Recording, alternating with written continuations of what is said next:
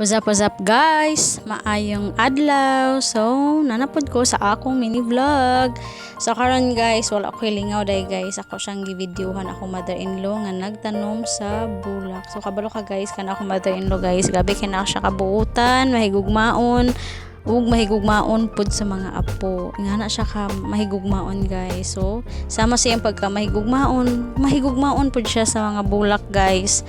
So, ingana siya ka plant lover. As you can see man guys, di ba sa video, daghan na bulak sa iyang palibot. So, napalibutan na ni iyang balay sa mga bulak guys. Lahi-lahi nga mga klase. So, mahilig siya mangulikta sa mga bulak guys, nga katong bulak pod nga mga dahon-dahon lang, tong mga non-flowery plant. Ganahan siya panguliktaan na guys. Kabalubaw mo guys nga basta gani bulak yung atubangon guys.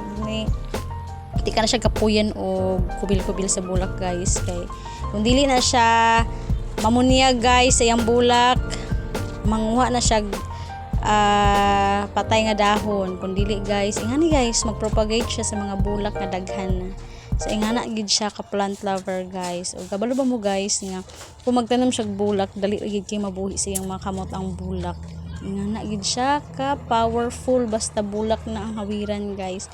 Og lami pod ni siya muluto guys. Sa iya ko nakatuon dani og luto, although dili pa man perfect akong pagluto, pero sa iya pud ko nakatuon og luto guys, kay may pud kini siya muluto og lami pud siya muluto. So diba guys, as you can see lahi-lahi nga bulak ang naa sa ilang balay. Basin gusto mong palit guys, pagsaba lang mo. Ngayon na siya guys. So thank you guys, follow, like and share. Babush.